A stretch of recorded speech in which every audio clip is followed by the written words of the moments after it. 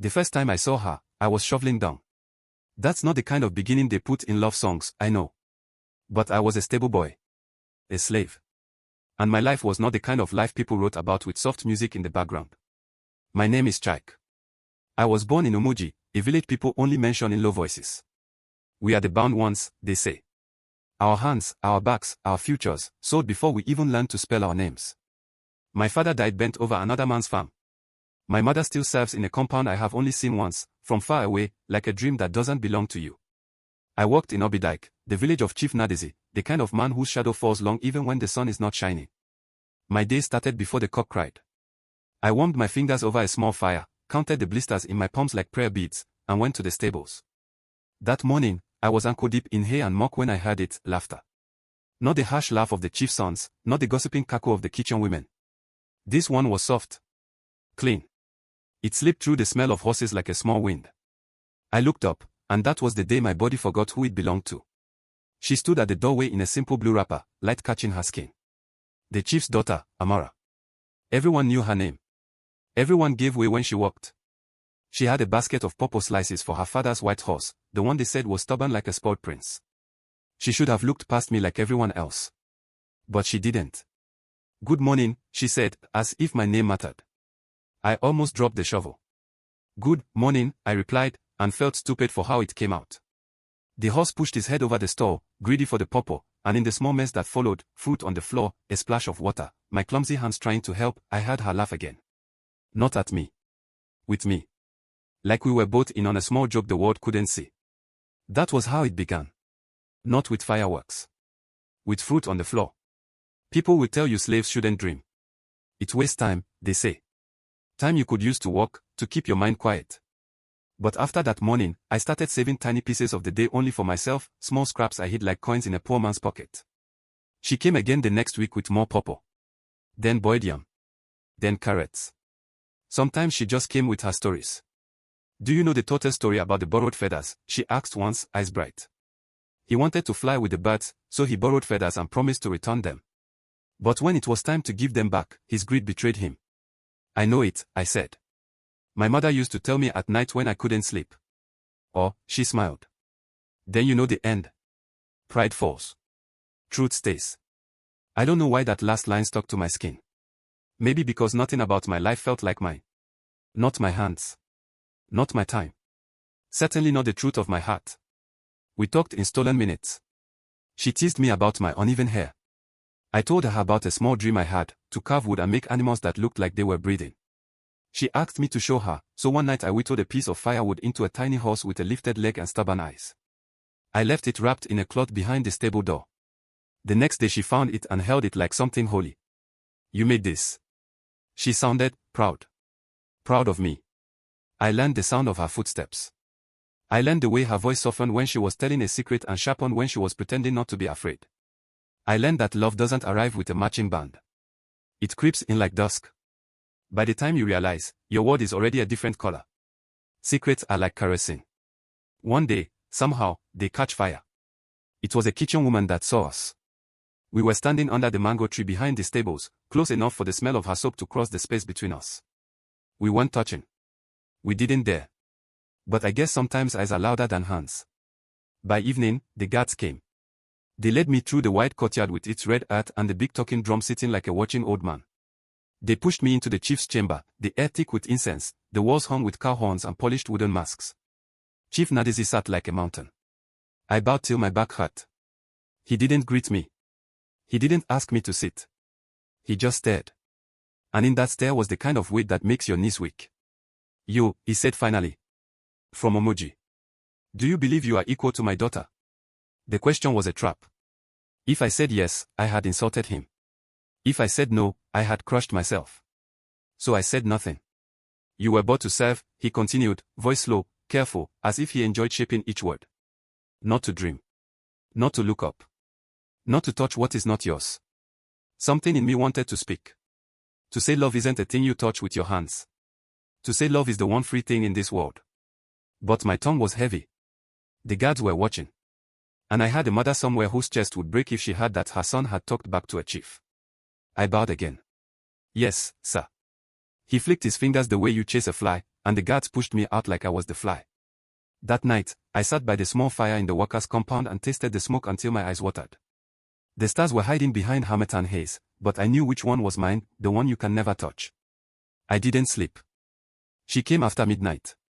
I heard the soft pad of her feet fast, then the whisper of my name like wind through dry leaves. Chike. I turned, and my chest felt both weak and strong at the same time. You shouldn't be here. I know, she said, and then her voice broke. They told me to stay away from you. They want to send me to marry a trader across the river. The man is older than my uncle. I stood. Words fell out of me before I could think. Let's run. Tonight. We can cut through the cassava field and follow the river path. I'll walk with you anywhere. I carry you if I must. She shook her head hard. If we run, they will chase us. They will catch you. They will, she couldn't finish.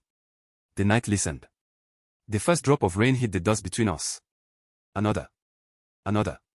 Harmattan rain, thin but cold. We stepped under the mango tree, the one that had been watching us from the start, and stood so close I could count the tiny golden flecks in her eyes. We can't leave, she whispered. But I can't breathe without you. Then we breathe like this, I said, and gently took her hand. It was the first time. The wall didn't fall. The horses didn't cry out. The sky didn't split. But my heart changed its shape. We made a vow that night. No priest. No witnesses. Just the rain, a mango tree, and two stubborn hearts. I belong to you, she said. I belong to you, I answered. We held those words like fire in a dry season. Careful. Hungry. The days after were a kind of torture you carry with a straight face. She passed me in the courtyard sometimes, walking with her mother, head high, steps even. I kept my eyes on the ground and counted my breaths like a sick man counts his medicine. At night we stole minutes where we could, behind the storage hut, near the far fence, once even in the empty weaving room with walls that smelled of palm oil and soap. We spoke quickly, softly. Then one afternoon, the talking drum spoke. It spoke the way it speaks when there is news that wants to be loud. A trader had come from across the river with gifts, big jars of palm wine, folded cloths with collars that sang, a goat that was too clean to be a village goat. He came with laughter, with a gold tooth that flashed when he smiled, with a belly that said he had never missed a meal. He came with eyes that looked at Amara like a buyer looks at cloth at the market, measuring, pressing, turning. The compound became a storm. Women pounding yam and laughter. Men slaughtering the goat. Drums testing their voices. The air smelled of pepper soup and something sharp I couldn't name, maybe it was my fear. That evening, one of the junior boys from the guards came to the stables and stood too close to me. Stable boy, he said, and there was a smile sitting badly on his face, like a heart that doesn't fit. You have a powerful love for our princess, I hear. I kept my head down. I love my work. He laughed in a way that made my skin itch. Work. Good. You will love it in the next place too. He leaned in and whispered, they're selling you tomorrow. Dawn. He walked away, whistling. I stood there, my hands on the rough wood of the store, and felt the world tilt. Sell me. Where? To whom? How far? Would I ever see the mango tree again? Would I ever see her? The white horse nudged my shoulder, searching for purple that wasn't there. I pushed the animal away gently, and for the first time since I came to Obidyke, I cried. Not loudly. Not with drama. Just the quiet kind of crying that steals your breath. I didn't go back to the workers' compound that night. I hid behind the granary, heart beating like a drum you hit too fast. I waited until the moon climbed and then fell. I waited until footsteps faded. Then I slipped along the fence to the corner where the mud had cracked from last dry season. I had noticed it weeks ago. The crack was small, but a small thing can become a door if you pray with your whole body. I pried. The earth gave way a little, then a little more. Mud under my nails. Sweat in my eyes. I pushed harder, thinking only one thought, I have to see her one more time. I made it through to the patch of scrub that touched the back of the women's quarters. I tapped the mud wall softly, our signal. Tap. Tap tap. Tap. My heart was making its own code in my chest. She came. When she saw me, she didn't scream. She didn't speak. She just pulled me forward and, for the first time, let herself fall into my arms in the open air. I held her like a man who had been thirsty since he was born. They want to sell me at dawn, I said. I know, she whispered. I begged. I cried. My father said a slave's tears are too cheap. We stood in the thin moonlight, two shadows trying to fit into one. There was nothing left to plan. Sometimes love is not a plan. It is a wound and a bandage at the same time. Take this, I said, and put the small carved horse in her hand. If I never come back, keep it. I keep it, she said, and then words failed us. We kissed, the kind of kiss that doesn't belong to mouths as much as to fate. When I let her go, I felt like I had cut my own skin. I slipped back through the crack, pressed the mud in place with the heel of my hand, and waited for dawn. They came for me when the sky was still grey. No good mornings. No explanations. Just rope and marching.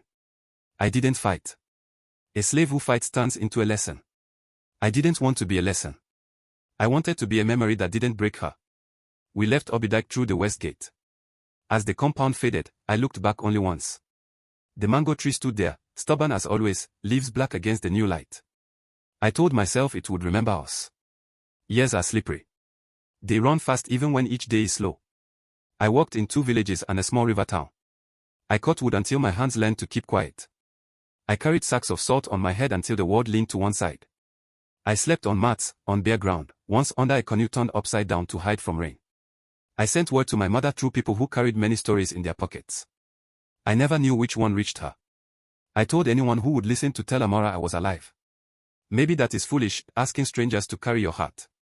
But sometimes foolishness is the only strength you have. I saved coins. I traded small favors for slightly bigger ones. I carved small animals and sold them at the edge of market days to children whose parents had coins to spare. I learned how to look at a man who might cheat me and smile in a way that made him change his mind. Piece by piece, I built a small freedom inside myself before I bought the one outside. On a lean, dusty morning that smelled of smoke and hot metal, I bought my freedom with coins that had made my hands ache. The man who counted them made a face like he had swallowed bitter leaf. He wanted more. I had no more. He tied a string around my wrist and then cut it with a little knife. Go, he said, bored. You are your own problem now. I walked for 2 days and a night. The first time I saw the hill near Obidike, my legs didn't believe it. The second time, my chest believed too much. I slowed down because I suddenly felt afraid, not of men, but of hope. I reached the market at midday. The world was loud with bargaining, tomatoes arguing with palm oil, fish arguing with pepper, people arguing with prices. I stood in the middle like a small, lost island. I didn't know where to look first. Then my eyes found a color they remembered. Blue wrapper. Amara. She was laughing at something the pepper seller said, and for a second her head tilted in the way that used to make my lungs forget their job. She looked older. Not in a bad way. In a way that said time had visited but left her standing. There was a small gold chain on her neck. There was a ring on her finger. Her laughter died. She looked up. Our eyes met, and the market noise fell away like fabric slipping off a line. We didn't move toward each other. Not with our feet. Not at first. We just stood there, 2 people who had been carrying the same weight for too long. She touched her chest, pressed her palm there once. I understood. I touched mine too. It was a greeting old as breath.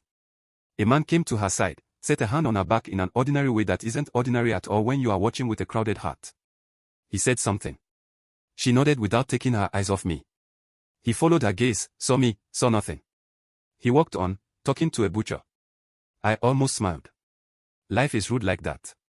It keeps walking when you want it to kneel. We met again the next week. And the next. Never on purpose. Always on purpose. At the cloth sellers, the well, once near the road where goats pretend to be traffic police. We never planned. Plans make noise. We chose silence. One afternoon, I stood under the mango tree behind the stables, the tree that had watched us be brave and afraid at the same time. The stable was different now. Fresh wood. New boys. The white horse was older, his mane more grey than pride. He saw me and came close, and for a moment we looked at each other like old enemies who had decided to forgive. She came, slow, as if the air was thick. She stood on the other side of the tree, close enough that I could see the tiny line at the corner of her mouth that hadn't been there before. You came back, she said. I told you I would, I said, though I had never said it with my mouth. I had said it with my life. She reached into her wrapper and brought out the small cloth. She unwrapped it. The little wooden horse looked back at me with the same stubborn I had carved in the dark years ago. I kept it, she said. I laughed, and tears came with the laughter because my heart didn't know which one to pick. I see. We didn't touch. We didn't confess. We didn't ask questions that were too heavy for our ribs. We spoke like people who know that words can be dangerous when the truth is already loud. Are you happy? I asked finally. She looked at the tree trunk, then at me. I am alive. I nodded. It was both less and more than I wanted to hear. A child called her name from the path. A boy with dust on his ankles and a slingshot in his hand. He waved at her, then stared at me with polite suspicion, the way children do when they sense a story. I have to go, she said softly. I know. She wrapped the horse again, pressed the cloth to her lips for the smallest second, then tucked it away. Some things don't die, she said. I know, I said. She left. I stood there until the light changed and the world woke up again. You might ask, why didn't we run then? Why not take the road I had wanted at the beginning, the road I still dreamed of when my bones were tired? I don't have an answer that will satisfy a song. I have only the answers life gives when it refuses to be clean. Some chains are iron. You can see them. You can count the links. You can cut them if you find the right blade. Other chains are different. They are made of names. Of duties. Of the stories people tell about you when you are not there. Of the child who called her name on the path. Of the mother who still serves in a far compound and prays for her son without knowing what to ask God for. Of a mango tree that holds your secret so carefully that it becomes a person in your life. We did not run. But we did not stop loving. We learned a quiet way of being. We learned the map of each other's eyes from across a market. We learned the rhythm of not speaking. We learned how to say I see you without moving our lips. Once, at the New Yam festival, I saw her dance. She didn't dance because she was happy. She danced because everyone dances that day. Her feet were small, her steps careful, her waist obedient to the drum. I stood in the crowd and clapped for the dancers with hands that belonged to a stranger. When the last drum beat fell, her head turned like a bird's, searching. Our eyes met through the smoke of roasted corn and the shouting of boys chasing each other. I nodded once. She nodded back. It was nothing. It was everything. Another time, during the dry season, a rumor grew like grass, that the trader across the river had cheated the chief in a deal, that men were coming to shout in the courtyard, that trouble was braided into the cool of the evening. I don't know if the rumor was true. But I sharpened my knife and hid it under my shirt and stood by the far fence till the moon blinked twice. No one came. I went home laughing at myself. Love turns a man into a bodyguard for a woman who doesn't know he is there. Years from now, maybe we'll be two old people who pretend we never met. Or two old people who still look for each other in crowded places like it's a game only we know how to play. Maybe I will marry. Maybe she will grow her hair grey and cut it short. Maybe the mango tree will fall in a storm and people will carry the wood without knowing it once held a vow. I don't know. I only know this, the day I was born, someone tied something around my wrist I did not choose. Men broke that string with a knife and called it freedom. But the first time she said good morning like my name mattered, I understood that the real string was elsewhere. Here, inside. Quiet, but strong. They can sell a man. They can move his feet to another farm, another river, another name. But there is a part of him that keeps walking in the direction of what it loves. You can't chain that. You can bargain with it. You can starve it. You can stand in its way and spread your arms and say stop, stop, stop. It will bow its head politely and find a path you can't see. Some chains are made of iron. Others are made of emotional strings. And those, I have learned, are the hardest to break.